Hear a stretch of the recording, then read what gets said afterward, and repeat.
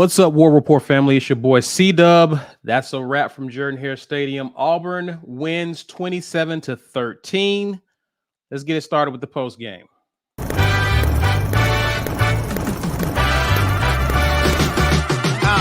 Pre-game, halftime, and post the whole time the chat live. We around our folks, but we gon' keep the chat tight, keeping out trolls. That's why you gotta get your green name on, your pre-game on, cause ain't nobody doing it better, reviewing it better, building rapport so you in tune with the players, with some grit, pride, stick, so you can scoop you some cheddar. Get your mug or your shirt with the letters. Game time.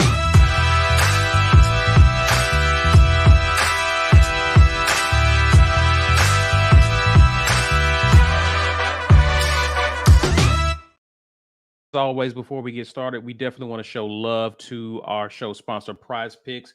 Head over there and use code RAPPORT where you can get your first deposit matched up to $100. Prize Picks is the sponsor for our show, and we want to thank them for definitely being a sponsor of the War Report.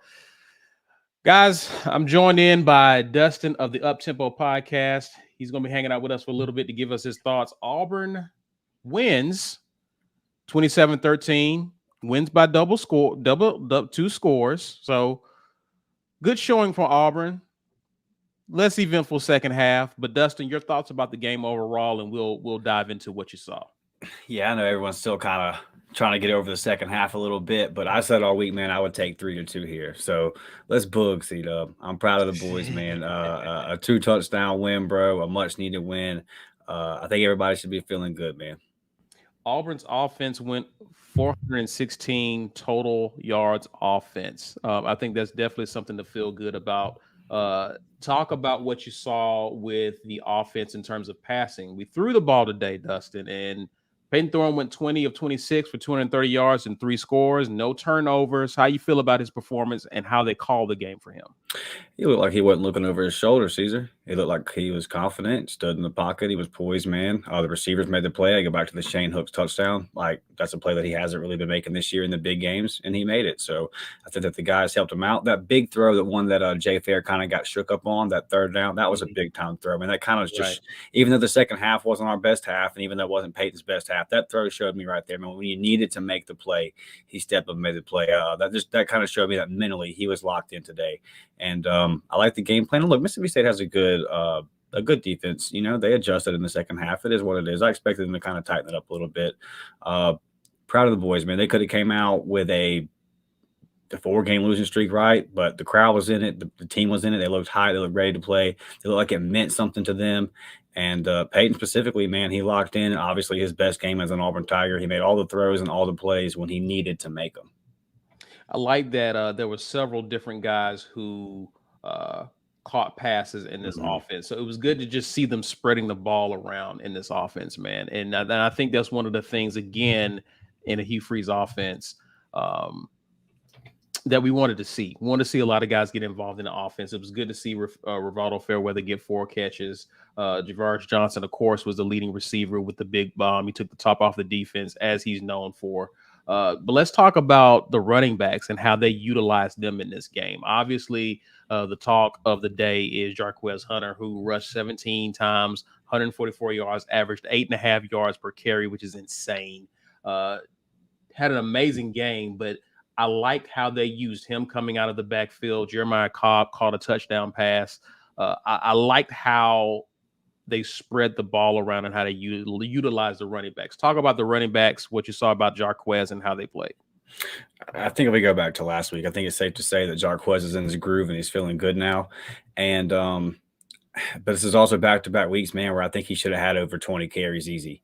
I just think that Damari, obviously coming off the injury, a little bit rusty. I'm not sure. I wasn't really a big fan of him getting some of those carries in the second half. Not that I don't trust Damari, not that he's not capable. It's just that Jarquez was hot. Now, were they trying to save him for the fourth quarter? And we ultimately just didn't really move the ball well. I mean, like you said in the interview going into the fourth quarter, we only had 1 possession in third quarter. So maybe they would have got Jarquez more involved. They just didn't have enough possessions, you know. But so I would have liked to see him get a few more touches, but he's hot. He's ready to go, and he's hot in the second half of the season. We're going to need Jarquez down the stretch of very winnable games, and I'm really fired up to see him. I mean, when he hurdled that guy, I said, my boy's back. Oh, for sure. For My sure. boy's back. For sure. He was feeling good. And I think too. You made mention of Peyton Thorne making that third down throw, making it to the Jay Fair. To me, I'm like, listen, let's see what this kid can do. Let's rip the Band-Aid off and keep throwing the ball. If he's making reads like that and throwing the ball with confidence and into zone coverage like that, let's give him some opportunities to make some more throws in his offense. To your point, he was locked in. Obviously, it was good seeing Jarquez doing what he does. Obviously, he's back, and he's seeing the field a lot better. He's getting north very quickly. B. Will joins in. B. Will, opening thoughts about what you saw in this game, man. We won.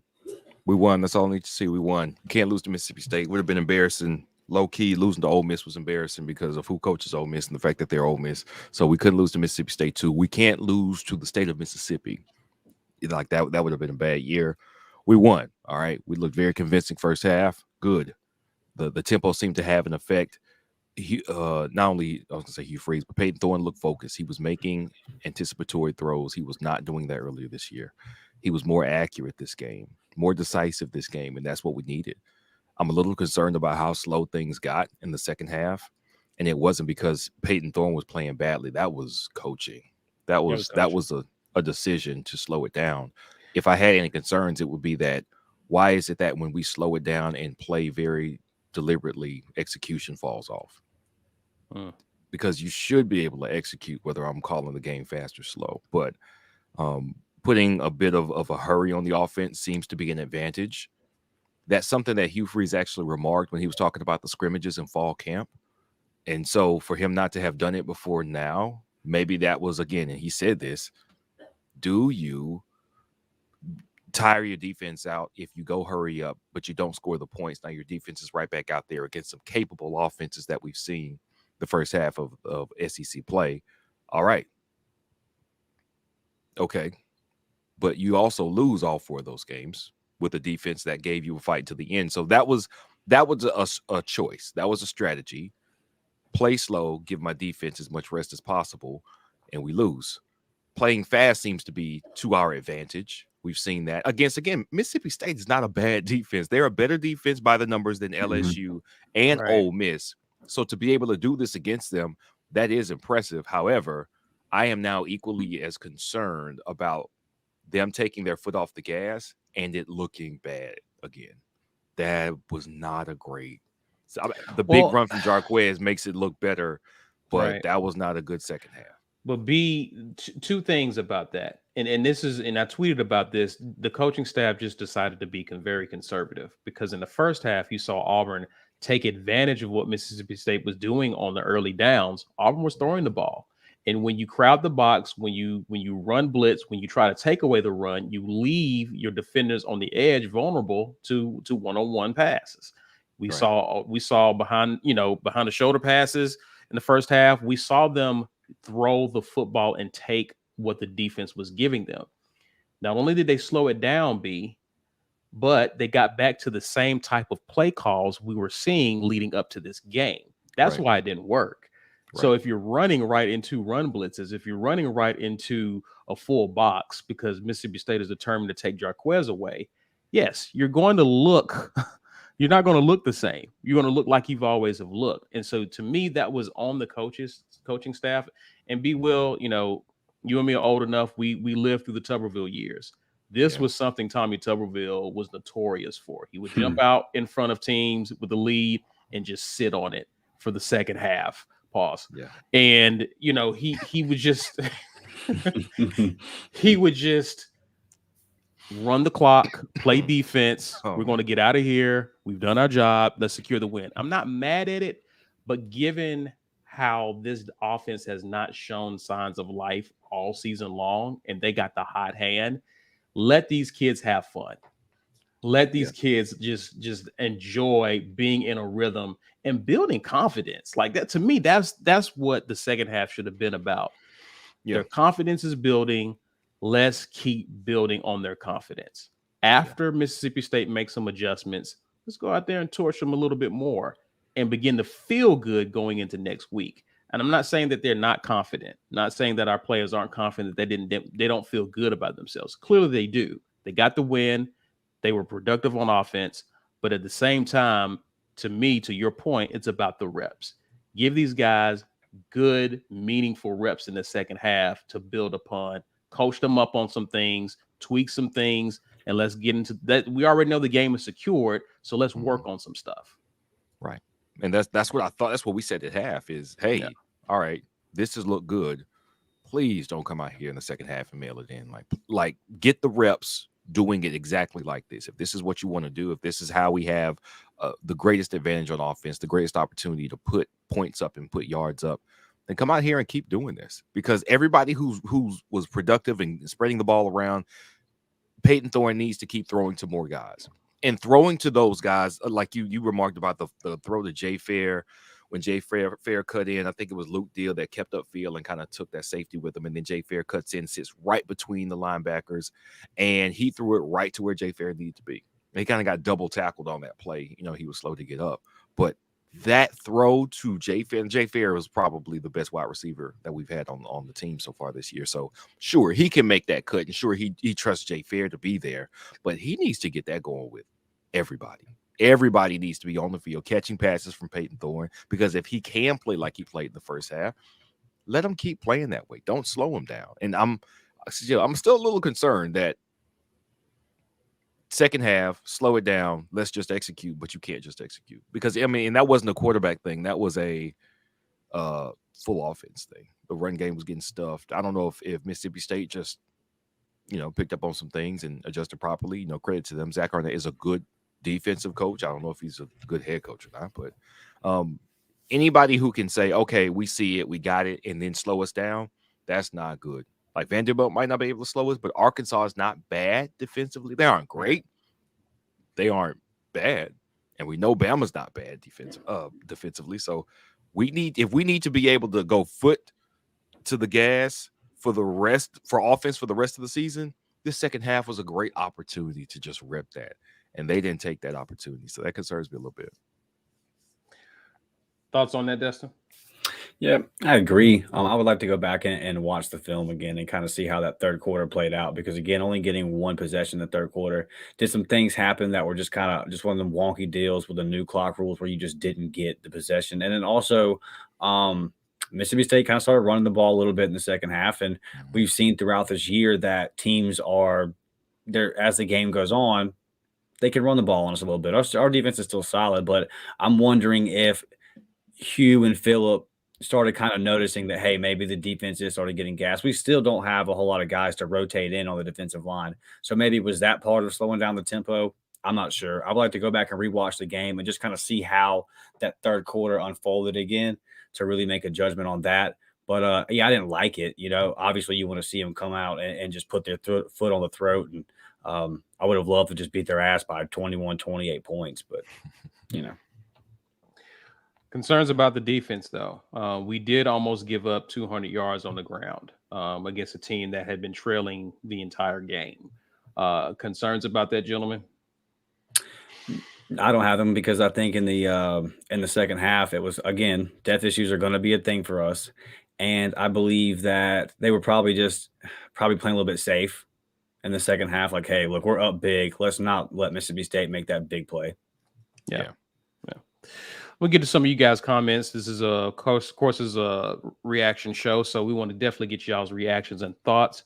B Will's forehead joins in and says, "R.I.P. to the man Peyton Thorne pump faked into oblivion." Thought that was a great play that he made there. That was a good play. That was a good play. Pump faked him out of the way so he could throw to a guy in the flat. Great play by Peyton Thorne. That's when I was like, man, give him some more throws, man. This dude is balling, dude. Give him some throws. Like he's in there. He's engaged. Like I'm not just going through the motions to throw this throw. I'm gonna. Oh, you thought I was gonna throw it? Of course you did. No, I'm gonna throw it behind you. Like that. A quarterback that's present and aware. I have not seen that awareness and that presence of mind from Peyton Thorne so far this season. This is the first time we saw him look like this while we were primarily throwing the ball. He just looked comfortable in the game. Good. Yeah, so you got to reward him for that, man. Let's keep playing. Jordan Ingram, appreciate the super chat. He says, always great to get a win. Loved what I saw first half. Thought we got too conservative in the second half. War Eagle, couldn't agree more. Jordan, couldn't agree more.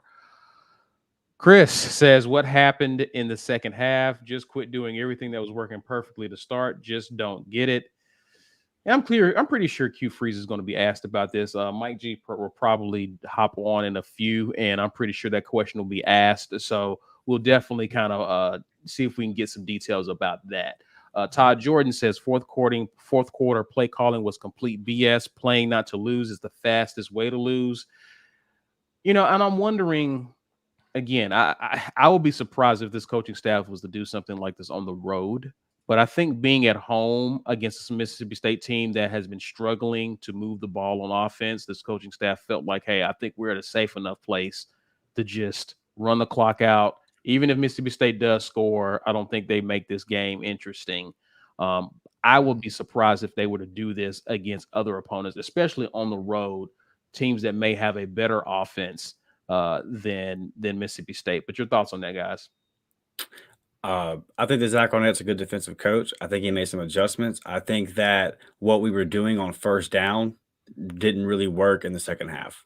So it's a lot easier to go up tempo when you're in 2nd and 4. But a lot of those first down runs kind of turned into 2nd and 12s, 2nd and 11s, and then you have to slow it down. And again, it looked to me like eventually our defensive line was starting to get tired. How great is it to have a guy like Austin Keys back? Because Larry Nixon can take some reps off finally. We're still thin in some of those rooms, man. So I'm not making excuses for it. I would have liked to have seen us put our foot in the middle. Like I said, just beat them, man. But I just think a lot of things played into that.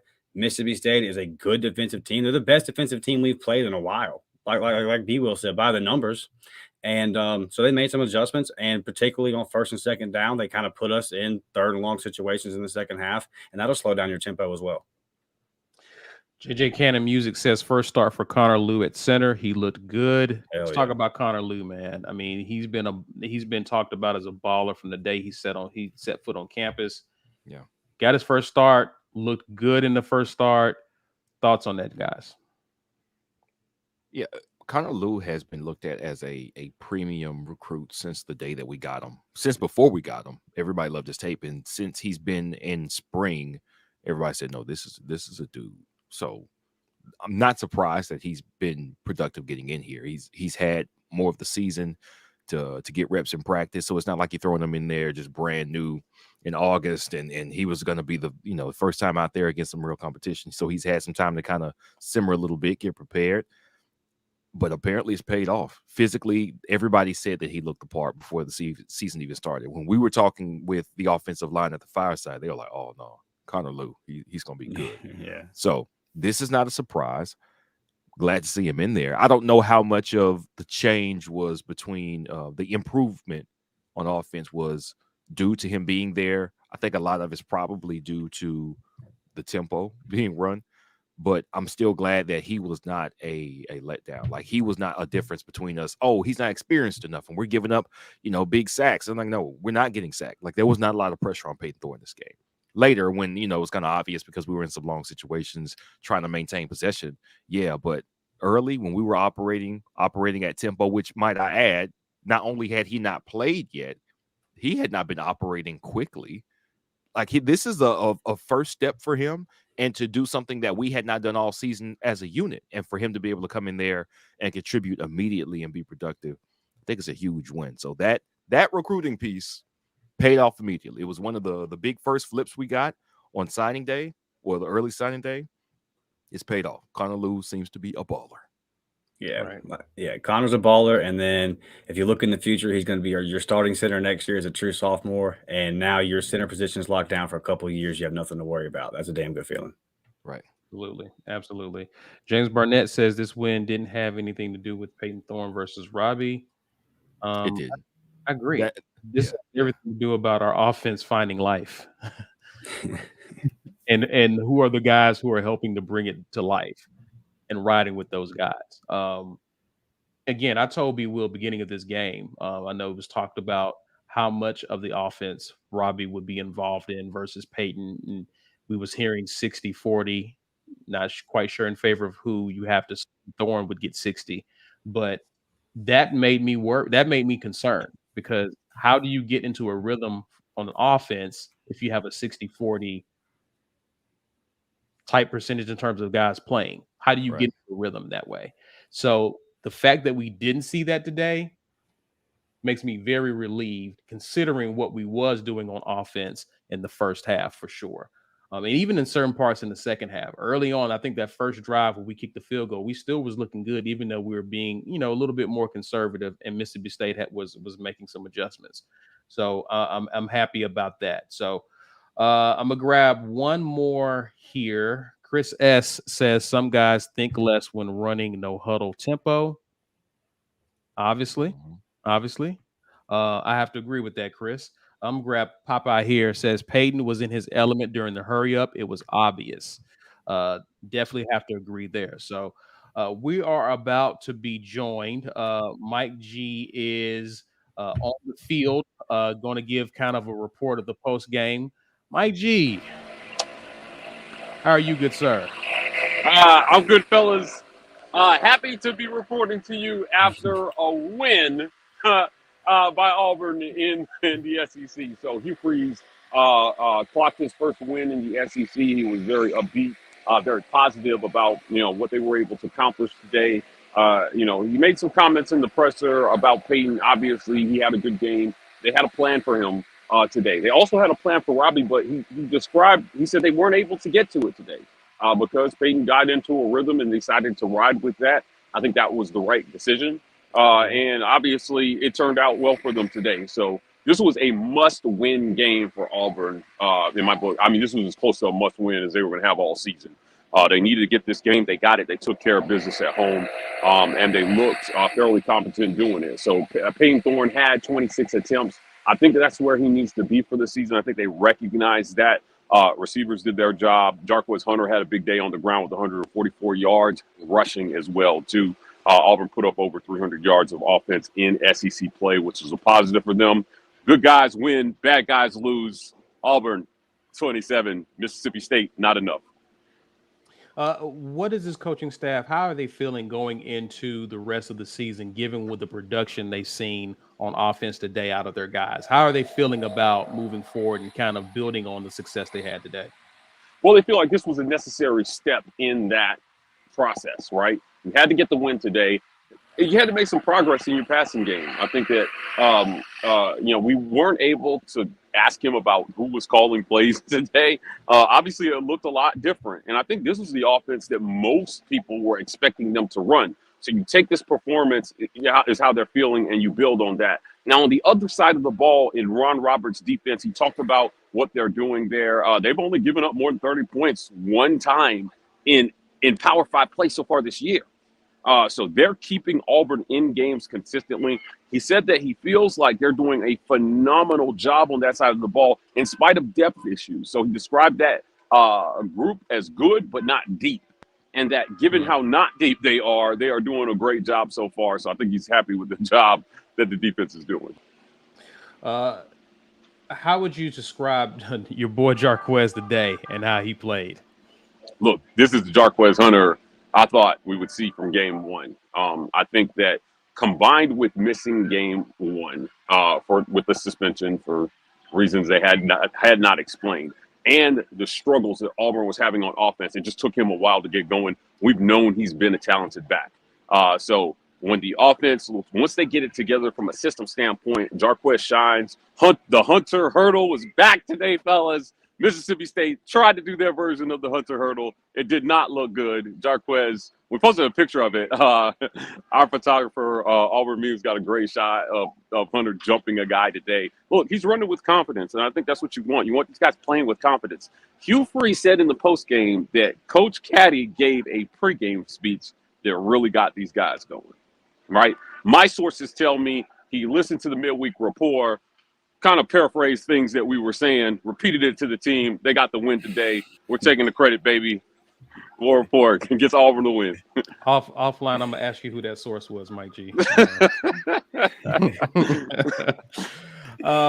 What do we have to look forward to again? Auburn. Well, I believe our next opponent is Arkansas, gentlemen. Yes. Arkansas going on the road. What do we have to look forward to in terms of preparation? This is a team that lost to Mississippi State just a week ago. They would love to get back on track and get an SEC win against us next week. What does this team do building up on that next week? We're at Vandy. Well, it's We're at Vandy. We're at Vandy. Okay. He says at we're at Vandy. Vandy.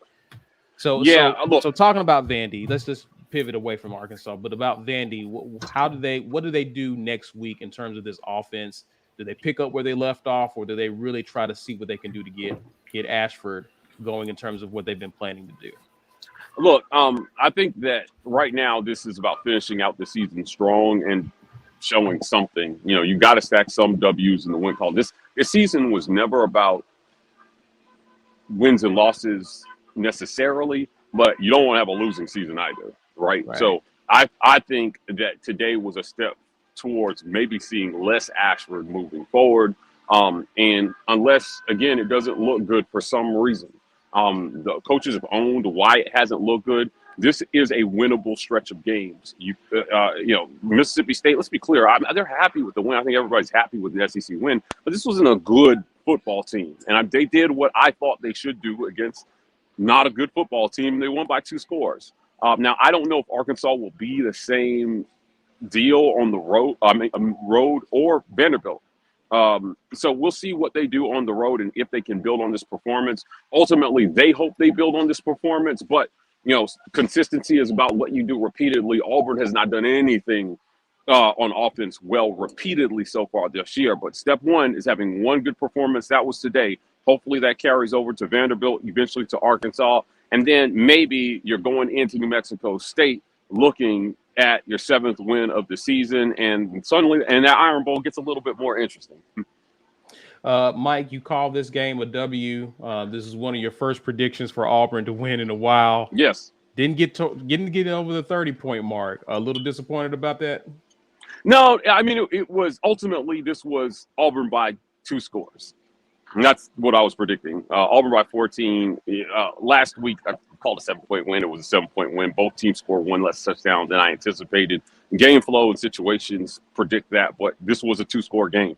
And Auburn really dominated that first half, which is how they're going to have to beat teams that are not built to come from behind. You saw they really slowed down offensively in that second half, but they did what they needed to do. They only had 1 possession, fellas, in the third quarter. Auburn did. Mississippi State opened with the ball after the half. Auburn had a possession, and the half ended on Mississippi State's second possession of the quarter. I'm sorry, the quarter ended. There were Mississippi State possessing the ball a second time.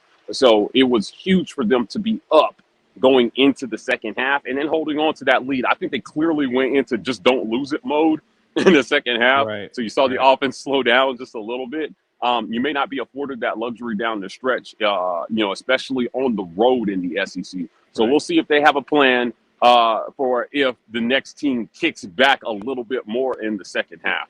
This was a must win. I think they got it. And, you know, they've got some other games on the docket here. I don't think you can lose to Vanderbilt. I think it's another must win next week, right? You can't lose to Vanderbilt. So you got this win that you had to have. You get the win next week versus Vanderbilt, albeit on the road. You're playing in a high school stadium, right? This is not an intimidating environment, right? Like you go in there and you whoop their butts because you're Auburn and they're Vanderbilt. And then you try to figure out a way to handle business versus Arkansas. You're paying New Mexico State like $1.8 million to come in here and get beat. Ike is in the back right now, turning up because Auburn has won. And look, guys, I think they're doing what they need to do right now. It hasn't looked pretty so far this year, but first year head coaches, ebbs and flows, ups and downs. They've owned why it hasn't looked good. Hopefully it continues to look better moving forward. But today was a necessary step in that process. Mike G reporting from the Auburn sideline, or at least the visitor sideline looks like. But you're on the field with the post game. Any closing thoughts before you head out of here, bro? Yeah, look, man, I'm happy for these kids, right? I got a chance to get on the field after the game. Jason Jones gave me a soundbite. Even Hugh Freeze gave me a soundbite. I think everybody is exhaling right now, saying, whew, we got one, right? And, it's like seeing that proverbial ball go through the hoop in basketball. And I think they felt like they did that today. And hopefully they can continue to see more balls go through the hoop here, man, as they get deeper into the season. But they've got their eyes set on a bowl game. Right. And make no mistake, that's going to be a huge thing for them, getting those extra practices and getting some young guys some time here at the end of the season to figure out what they can build on going into the spring. Mike G reporting from the Auburn field. Pat Dyefield, appreciate you, man. We'll definitely see you tomorrow on the weekend tailgate. Be safe heading back home. War Eagle. War Eagle, guys. That is Mike G joining us, gentlemen. Listen, some more thoughts before we get back to the comments about kind of what we heard. Hugh Freeze sentiments. Obviously, Hugh Freeze is in a much better mood today than he's been over the past few weeks after an Auburn game. They have to feel good. I mean, I think the mood around the athletic complex and around this team has to be good after a win like this. And does that give them the momentum going into these next few conference games before you get kind of a breather with New Mexico State? Thoughts, guys?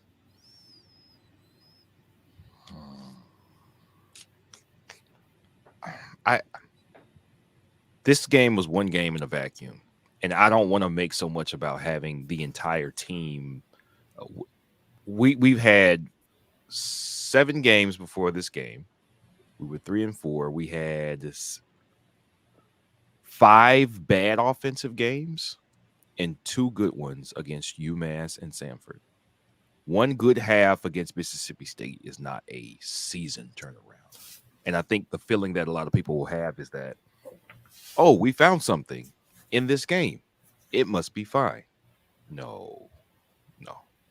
Every opponent is different. I just saw an Oklahoma team that mushed a Texas team lose to Kansas because it's a different personnel. It's a running quarterback, a fast quarterback. Everything is different every week. And the defensive personnel changes as well. And what you've started to do is put things on tape that you can do well. And now people are going to see that. We did things today that we did for the first time. And Mississippi State had not seen us do some of these things, particularly the tempo and also some of the personnel packages that we hadn't seen before. We've shown them now. And we're going to have to do them again, but do this well. This is a welcome win and a victory, and the fan base needed this. And to Mike's point, the players needed this. We needed this to get up. We needed a positive thing to happen, and it happened. That does not give me. I'm not convinced that is what we're going to see every half for the rest of the season, because as long as they don't pull the go conservative, trying to conserve a lead, that we can play just as well as we played the first half. That was a great way to come out. That was a great way to get up early, to look good on offense. 20-25 is a fantastic passing game for Peyton Thorne. He looked better. Let's wait. And I want to look like this in 2 weeks at Arkansas after we've had to take this show on the road, after a Vanderbilt defense, which is still not a great defense. It doesn't really matter, though. We've looked bad against great defenses on offense. We have to be able to do this when people are expecting this, have seen this, and have prepared for it. This gives me confidence that we can do it, but I'm not celebrating a bunch of wins yet. I'm with Mike G. Vanderbilt, you've got to win it. You got way more talent than Vanderbilt. We've got to win that game. Arkansas is the one that gives me some worry because I know they have a competent defensive coordinator over there. So that's the one I'm worried about. We would have had to put this strategy, the hurry up, the personnel packages with Peyton Thorne on tape on the road. We haven't played great on the road. So after you do that, and I think T. Will and company are at home on bye this week, then they're just studying. They're just looking up, seeing what we did first half. I want to see this happen at Arkansas when they've had some time to get themselves together. They got a new OC, and we've shown some holes on defense here that might need to be a little concerned about. At Vanderbilt is a must. At Arkansas is the test of really, has everybody learned their lesson on offense? Have we learned what it takes not only to adjust the game plan, but to master what we can be good at? Arkansas is when we'll see that. I hope we see it. I am cautiously optimistic. That's the theme for today. Cautious optimism. That's how I'm feeling. Sounds good. Dustin, what you think, man? Yeah, I agree with that. Some things that are encouraging to me is, again, 2 weeks in a row where I say, okay, Jarquez, your most explosive player on offense who got off to a slow start, he's rolling now. So that makes me feel good. And looking at his carries in the first half of the season, he really didn't get a lot of wear and tear on him, right? So he should be fresh. He should be really ready to go. Coming up against this schedule of teams that we have, I feel like, man, we can really hang our hat on Jarquez Hunter like we thought we were going to be able to going into the season. Will you get that version, that first half version of Peyton Thorne every week? Probably not. But man, if he can build on that confidence wise, if he can be 75% of that, and then you can lean on Jarquez. I believe in Jeremiah Cobb. I think Batiste looked good at various points throughout the season. So our rushing numbers overall look pretty well. So I think we could run the ball well. It's really about us getting out of our own way as far as running the ball goes. I feel like we just get away from the run sometimes when we shouldn't. Today, ironically, I thought we kind of got away from the pass sometimes when we shouldn't have because it was working. But I like seeing Caleb Burton get more involved every week. I want to see him keep getting the ball. I like see Cam Brown. I know he's not getting a whole bunch, but he was MIA the first half of the season. So it seems like they're trying to work in some different guys and receivers. Rivaldo Fairweather, guys, very active today. They wanted to get Rivaldo. I saw them drawing up different things for Rivaldo to get him the ball. So is this offense going to be the dynamic Hugh Freeze offense that he's had for the majority of his career? No. But I do think that he clearly looked at, and he mentioned it in the post game last week versus Ole Miss. He said, we're trying to slow down the tempo a little bit because of what we have on defense and these two high-powered offenses we faced in these last 2 weeks versus LSU and Ole Miss. We wanted to slow the game down a little bit, but he acknowledged, hey, it didn't work. And then he comes out this week and goes back to more of his tempo, and all of a sudden we scored more points in a half, and I didn't think – guys, I predicted us to lose this game 17-6. Like I just didn't see how we were going to score points based off of what I had seen versus the defense that was that good versus what Mississippi State's put on the field this year. And we did. So I am encouraged by the change of direction. Look, we've all been harping on the rotation of the quarterbacks. Just pick a guy, right? I've been a ride with 9 guy, but I'm going to come out and give Peyton Thorne his credit today because if this is the Peyton Thorne you're going to get, then there's no question who the quarterback should be. Right. They stuck with a guy. They had a game plan. They stuck with it. They changed up some things that hadn't been working. Okay, let's go back to the tempo and let's see how this works. Let's feed Jarquez. And again, I wish we would have got a little bit more carries there in the second half. But I see them looking at things and saying, okay, this group of receivers not working. Let's get some more Cam Brown. Let's get some more Caleb Burton. Just trying up some different things, man. And that part is encouraging me. Yeah, second half, you kind of went in that shell a little bit. Can they learn from that? Can they go back and look at the film this week and say, okay, we got a little too conservative there. And then next week versus Vanderbilt, not make that mistake. You know what I didn't see today, guys? I didn't see us get to 3rd and 1 and then try to swap QBs real quick and get a false start and go back to 3rd and 6. Yeah. I've been seeing that, right? Some of that stuff got cleaned up today. And look, make no mistake about it. There are things that have to be improved this year that you cannot measure on a stat sheet. Right. And the LSU game is the only game I can point to and say we quit. And I think that's a big building block for this program. I think that's corny. I know it sounds kind of lame, kind of nerdy, but I can point out some games last year pre-Cadillac where this team quit. And this year they continue to hang in there. And when it started to get away from us in the second half, I said, oh my God, here we go.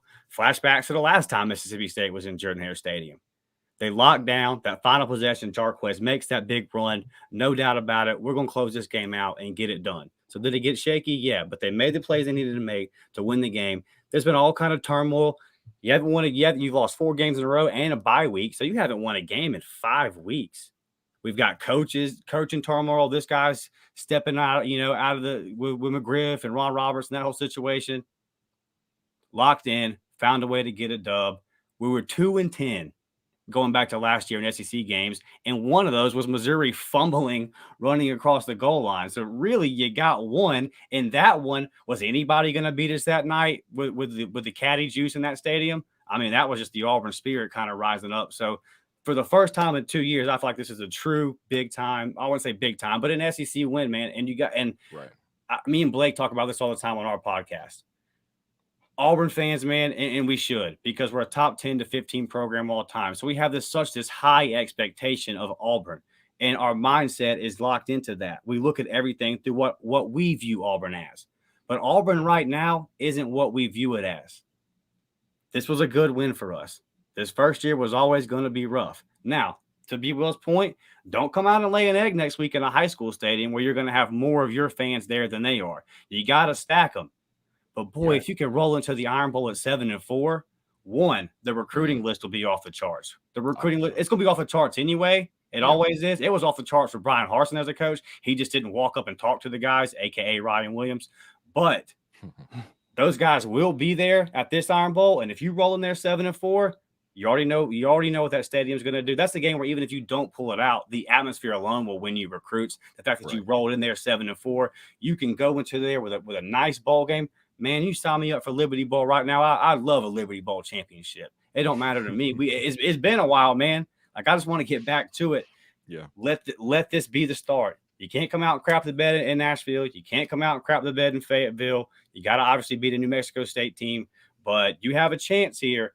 And one final thing I'll say on this is that Cam Coleman and Ryan Williams smoke was heating up this week. And but two quotes I've seen both of these guys say this, B. Will.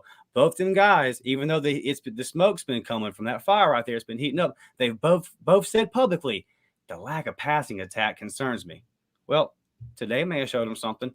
Keep doing that and see how this thing goes, man. I think we're in a good position because that signing day is December 2nd. Let's get on this winning streak. It lines right up nice with December 2nd. This program can be headed somewhere, fellas. You said a lot there, Dustin. Great points. Then that's why, B. Will, I slightly disagree with you in terms of like leaving out of this game, because all I said was beginning of this game, I don't want us just to win. I want us to win and at least look like we have figured something out. Is this offense completely figured out? No, that I will agree with you on. But we remembered how we felt when we beat Cal. We remembered how we felt when we beat, you know what I mean? Early in the season, we know how we felt during those 3 wins. We were still wondering, does Auburn have an identity? Has Auburn figured out what really works? Auburn figured something out today. And I'm not saying that that's going to continue to work moving forward, but you can at least continue to build off of that, because there were some things I saw in their offense. I was like, oh, they can do that. They can do a fake off of that. There's a lot of things this coaching staff can build on what worked today, especially with tempo. And the fact that, to Dustin's point, you showed that you can get your receivers the ball today. That was a huge win, because you have not shown any semblance of that all year long. And if you're able to begin to build on that week after week, and again, it's not going to be pretty. We may not see 4 full quarters of competent offense, right? We may be trying to tuck tail and get out of there in late in games and get a dub.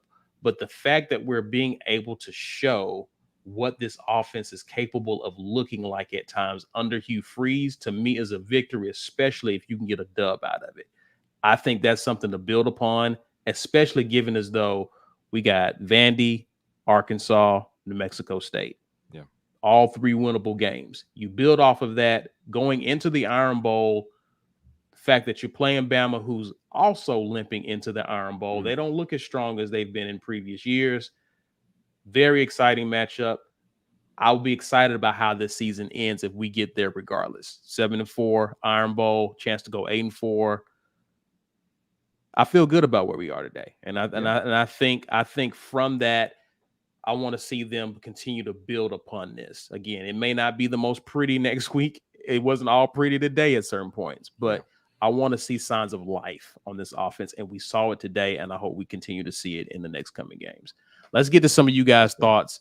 Before we do, I definitely want to shout out another sponsor of the War Report, Lynch Toyota. Please visit Lynch Toyota of Auburn.com, especially if you're in a market for a vehicle. I am part of the Toyota family. I am a Lexus driver, so Toyotas are great. So I'm going to be big on Toyota. So if you're in the Auburn area, please, and you're considering a vehicle, consider our good friends of Lynch Toyota of Auburn. Thanks again to them for being a sponsor of the War Report. Let's jump into some comments here. Our buddy Mike Hicks says defense was concerning, didn't like our run defense, and we still giving up these long drives. That was a little bit concerning at times, because I think we had Mississippi State on their drive, the first drive of the second half. They were like, what, 1st and 27? And I think that was the drive. I think that was the drive where I believe Harris got called for holding on the running back, and they were off to the races ever since. So being disciplined when we have them in behind the chains is something that is a bit concerning at times. There was also the play where, he's my guy. I love Kaufman, but Kaufman was being very aggressive on that 3rd and 8, 3rd and 9. Yeah, something like that. And guy made a big play, got away from Kaufman, got into our field. So on these obvious 3rd and longs, 4th and longs, we got to learn how to get off the field for sure. And that is something that has been we've seen consistently throughout this season that I hope they do eventually clean up. Wardam ATL says, finally a win after 4 straight L's and people still complaining. Screw that. I'm booging. Bug, man. Bug to your heart's content. We were in danger of losing 3 straight to Mississippi State. If we didn't win this game, it would have been 3 straight to Mississippi State. In the last 10 versus Mississippi State, we were 5-5. Bug, baby, we're better than the Bulldogs. Yeah. Yes. Yes, that would have been terrible if we lost 3 straight years to Mississippi State, especially this version of Mississippi State. Ed Darby says, got W's today. Auburn 27, them 13. Bama State won the Magic City Classic. I was wondering who won that. Pretty sure it was a good scene down in Birmingham for the Magic City Classic. Beamer Life says, shout out to the O-line. Thorne can ball when he gets protection. Great run blocking also. O-line grade A+ or Eagle. Oh, yeah. O-line did have a pretty decent day today. Do have some concerns about certain people, but I'll leave that for another day. D-Lev says that O-line played much better. In every game we've seen unblocked players teeing off on our QB. Not this game. Thank God. That's a step forward. Also think too, guys, when your tempo, defense is struggling. Defense is on their heels too. I think, again, tempo had a lot to do with how we looked versus how their defense looked in the first half for sure. Right. Ghost 3520 says, I don't see other high-powered offenses playing conservative regardless of situations. 2010, our D sucked, but we scored more than anyone. We have opportunistic defenses, so ball out and stop playing scared. I wouldn't call our offense high-powered, but I understand your point. I think I would have liked to have seen them be a bit, again, take advantage, keep the pedal to the metal in the second half. We do know that Mississippi State made some adjustments in the second half, but again, Peyton Thorne is hot. He's playing with confidence. Give him the ball. Let him see what he can do. See what he can do. Right. Rick Kazanave says, glad our coaches snatched mediocrity from greatness. Some player mistakes, but second half blue.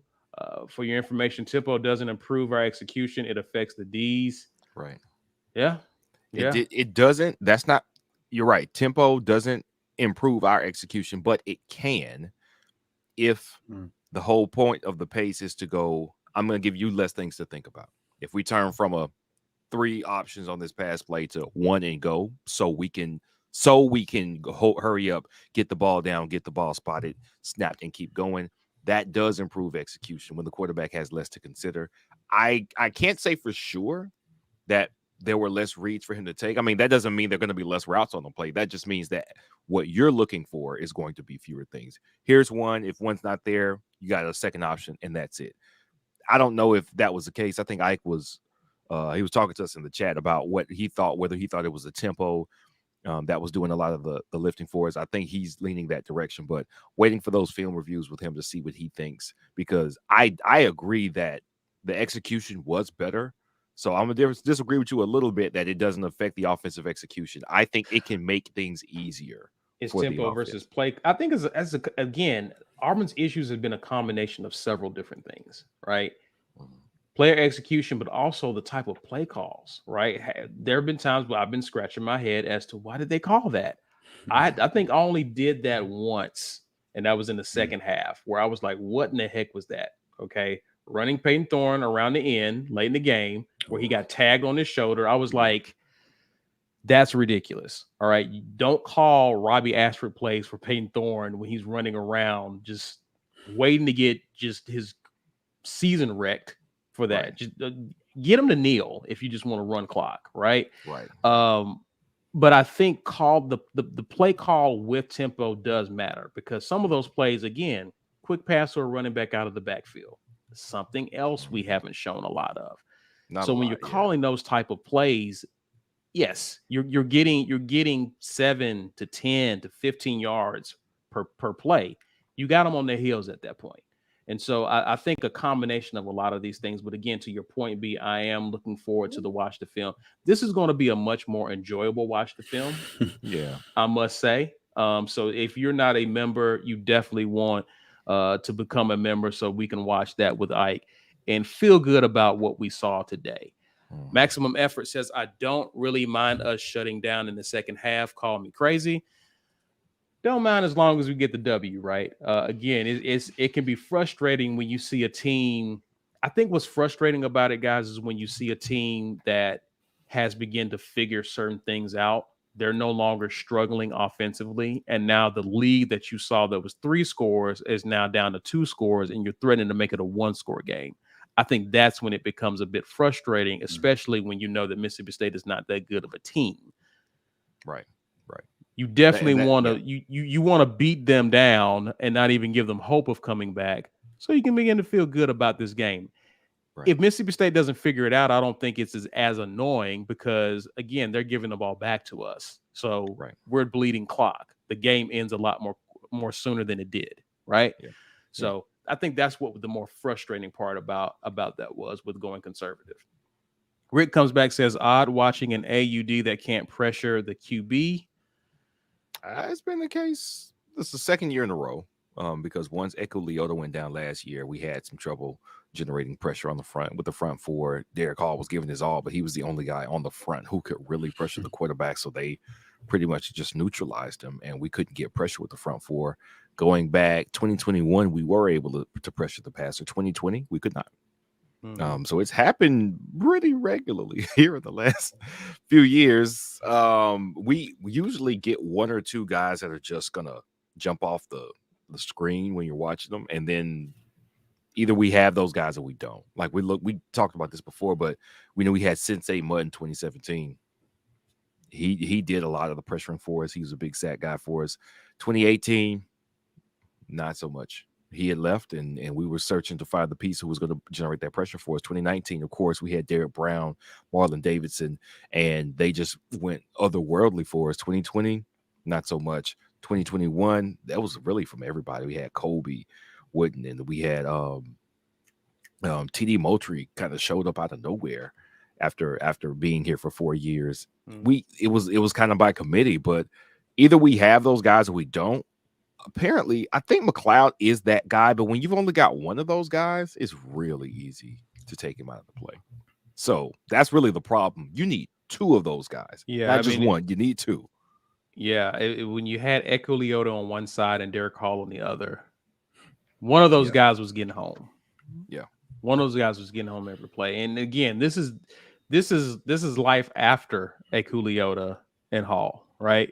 So obviously, I don't expect your pass rush to get better when you're losing 2 difference makers coming off the edge. So again, this is kind of a year where we're kind of trying to rebuild that position group, and we had to do it through the portal. So it's a work in progress. Again, I think that McLeod has begun to come on a little bit because he was almost kind of invisible for the early part of the season, and he was kind of battling injuries as well. But I think this is a position that we'll hope to see some more production from in the years coming. But we lost a lot of talented guys at that position, if we're going to be fair about it. Yeah, Joe Phillips can pressure a quarterback, and Keldrick Falk's little brother, he can pressure a quarterback. Doesn't help us next week, but they're coming. Yeah, for sure. Lawrence Robinson says Cam Riley catch the pick. I hate that for Cam. It was right there too. I hate that for Cam. So, Talon 1 says happy for the players. They really needed this win. Hope they enjoyed and come out ready to win next week. Agreed there.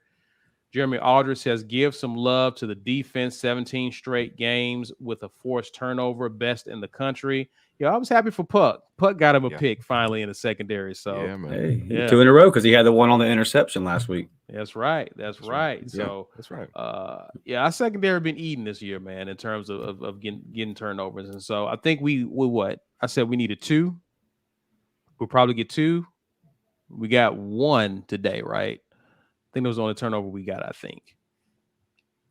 that pick was it. We didn't have any fumbles or we didn't recover any fumbles. We didn't have any of Yeah. that. And I was actually pleased we didn't turn the ball over. That was We haven't. Yeah. yeah. We've been taking care of the ball for sure. Mhm. Greg Wheatley says, "Wonder why Matt Luke was on the sidelines." Hey man, listen. I think was a pregame. Somebody asked about if we thought there was going to be staff turnover. I wouldn't be surprised if Matt Luke is on the staff next year. I don't know what position he would have. I would not be surprised if Matt Luke is on the staff next year, though. They tried to get him on staff this year, though. They did. I just know he hasn't really been interested in getting back into coaching at that time. At that time, And right. him and Hugh Freeze do have a good relationship. So that is They something do. interesting to keep in mind moving Yes. forward. I would love to see it. Another premium recruiter, might I add. Yes, On a position where we need him, B. Will. We need a premium recruiter on that offensive line. We do. for sure. Harvey McCreary says, "Why is Jarquez Hunter still on the kickoff team?" I don't know. Maybe because you can afford to lose him, and he is a very fast guy. I mean, he's a good player, man. He's got good hands. I wouldn't want him on kickoff, but I get why they got him on kickoff. I would not put him on kickoff. No, Cobb and Battie. That's good. That's good for me. Good. Yeah. I mean, Jarquez, give us a $144 on the ground running the ball. You don't have to be on the kickoff team. All right, gentlemen. I think we're near the end of it. Any other thoughts, man, before we get out of here, y'all? What you got, Dustin? I was just gonna say, man, I'm just really proud of this team for locking in, because I've seen Auburn teams in the past, especially these last couple of years. And again, I know that Cadillac kind of came in last year and gave everybody some juice, but according to Mike G, it took a Cadillac speech this week to get the boys fired up. So, man, sometimes one of them Auburn men got to get in there and kind of remind some of these guys what being an Auburn man means. So I'm just really proud of everybody, man. I've seen some of the comments sitting here still arguing about Robbie and Peyton. Guys, I just don't get it. I really don't get it. I'm not trying to be mean, but like, we won the football game, and Hugh Freeze said it earlier in the year. I believe it was after the UMass game. It was one of those games early on versus a team that we were supposed to beat. He said, in life, it's hard to get victories. And this is so celebrate them. And this is a true rebuild. Okay. Mm-hmm. We went 6-7, lost to a Houston team in the Birmingham Bowl. The year before that, 6-4, 6-5, or what? Yeah, it was 6-5 because we went to the bowl game with Kevin Steele and all that. So you've had 6-5, 6-7, and then 5-7. I know that we all love Auburn, and we all have this. We hold Auburn in this high regard, as we should, as the Auburn family. But right now, we're in the middle of a rebuild. If we would have lost this game today, which in the second half, the way it was going, I saw Auburn blow this exact game last time Mississippi State was in this stadium. Yeah. I'm seeing an Auburn team that is not as talented as a lot of teams they're playing continue to fight. I'm seeing a locker room that in previous seasons has been poisoned, and I'm not saying the locker room is perfect right now. I'm not saying the culture is perfect, but I see improvements along that way. And again, pay attention to recruiting. Cam Coleman visited Auburn 3 times this week. Ryan Williams, boy, that smoke's heating up. I'm just telling you, man, like we got a staff that can recruit. They're not going to give up. And you know why? You know why I think Cam Coleman visited 3 times this week? Because Hugh Freeze isn't going to give up. Cam Coleman can tell him, I have no interest in coming here. And this is just an example. Any recruit can tell him this. And he will say, all right, I'll talk to you tomorrow. I'll talk to you tomorrow, buddy. Like that's just the way it is. So tell me that tomorrow when we talk. I'll call you back tomorrow. I'll talk to you again. I'm proud of this team. I'm proud of this fan base. To the people out there that are upset about the way the second half went, in good seasons. Look at Georgia right now. Has Georgia played 4 quarters of perfect ball every week? Have they played 4 quarters of perfect ball over their last 2 national championship runs? Go back to that Missouri game last year. They won the game, right? Herm Edwards once said, you play to win the game. And where Auburn is right now, that's what it's about. We got an SEC dub at home, the last year of the West, and we reminded Mississippi State fans that you still ain't us, and you're never going to be us. And you're not going to get a 3-game winning streak. You're not going to get back-to-back win streaks in our stadium. So take your cow battles. You know where you can shove them. Go on home, and we'll see you down the line. But War Damn Eagle, let's bug, man. I mean, they're hard to get. They're hard to get. And if we go on the week next week versus Vanderbilt, we're 21-21 all time versus Vanderbilt. So if we beat them 17-16, y'all will see me here next week on the post game telling you War Damn Eagle, a dub is a dub, baby. Yeah. Yeah. I like that, Dustin. Thank you. You lifted my spirits a little bit. I don't want to get my spirits too far up with this recruiting thing, man, because stuff changes so quick. And I don't want to get my hopes up for flipping Coleman and Williams. And KJ you see Walker White tweet to those guys. You see those guys coming to campus. And it's hard. Listen, you know what I'm saying? With this listen, smoke, there's bound to be a little bit of fire. But be in the moment, be. You was I'm just a glad. year ago. None of these kids was thinking about Auburn. Yeah, you're None right. of them. Yep. The fact that they're even thinking about Auburn this late in the process is something to feel good about. Things are different at Auburn, and for that, I'm happy about that. So for sure, J Dog just became a new member. We're gonna get out of here, y'all. Great show. We appreciate you guys hanging out with us. Tune in tomorrow when the weekend tailgate, where we'll give you more in-depth analysis. We'll be live go ahead, at 3. Dustin. Yeah, we'll be at 3. Our post game will be at 3 after you guys are done. Up Tempo podcast over there on YouTube. Definitely check them out as well. They're a part of the family. So we'll definitely see y'all tomorrow. A lot of content tomorrow as we review this dub. Should be a good day tomorrow, talking about an Auburn win. But enjoy the rest of your Saturday. Gonna be, usually I start watching football, when Auburn loses. Right. I don't want to watch nothing. Now I can get back and actually enjoy football and just kind of chill, knowing that we got this dub. So, guys, enjoy the rest of your evening. And War Eagle as always. War damn, baby.